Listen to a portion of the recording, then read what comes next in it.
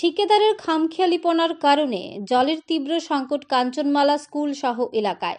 জানা গেছে, গোলাঘাটি বিধানসভার অন্তর্গত কাঞ্চনমালা এলাকার 1 এবং 2 নং ওয়ার্ডের মাঝামাঝি জায়গায় বহু লক্ষ টাকার একটি পাকা কালভার্ট তৈরির কাজের বরাত পায় রাজধানী আগরতলা শহরের এক ঠিকাদার। অভিযোগ, পাকা কালভার্টের কাজ ঠিকভাবে শুরু হতে না হতে জনৈক ঠিকাদার জলের পাইপলাইন ভেঙে ফেলে। পরে বেশ কিছুদিন পর পুনরায় আবার জলের পাইপ লাগালে কয়েকদিন যেতে না যেতে আবারও জলের পাইপলাইনটি ভেঙে ফেলে, যার ফলে স্থানীয় এলাকাবাসী থেকে শুরু করে কাঞ্চনমালা এসবি স্কুলে জলের তীব্র সংকট দেখা দিয়েছে, যার ফলে স্থানীয় এলাকাবাসীরা সহ কাঞ্চনমালা এসবি স্কুলের কর্মীরাও দূর দূরান্ত থেকে জল সংগ্রহ করতে হচ্ছে।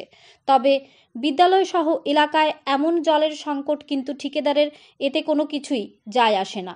কাজের ঠিকাদারের এই কর্মকাণ্ডে ক্ষুব্ধ বিদ্যালয়ের ছাত্রছাত্রী থেকে শুরু করে স্থানীয় এলাকাবাসীদের বক্তব্য, এলাকার মানুষের স্বার্থে পাকা কালভার্ট তৈরি হোক, সেটা সবাই চায়, কিন্তু কাজ শুরুর আগে কালভার্টের পাশ দিয়ে বিকল্প পানীয় জলের পাইপলাইনের ব্যবস্থা না করে স্থানীয় এলাকাবাসী সহ বিদ্যালয়ের ছাত্রছাত্রীদের চরম সমস্যায় ফেলে দেওয়া হয়েছে, যার জন্য দায়ী কাজের ঠিকাদার। তাই স্থানীয় এলাকাবাসীদের থেকে শুরু করে বিদ্যালয়ের ছাত্রছাত্রীরা জোরালো দাবি জানিয়েছেন, খুব শীঘ্রই যেন কালভার্টের পাশ দিয়ে বিকল্প জলের ব্যবস্থা করে দেওয়া হয়। Bureau report, RE, Dharmanagar. আমরা তো জলের খুব অসুবিধা, যে জলের উপরে আমরা নির্ভর। এই যে জল না থাকলে আমরা কি করে বাঁচি?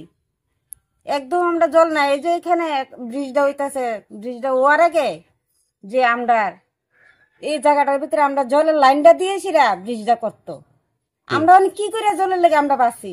আমরা তো জলের লেগে এমন সমস্যা, আজকে মনে 17-18 দিন ধরে জলের লেগে আমরা খুব সমস্যা। আমরা কি করে বাঁচি? জল নাই।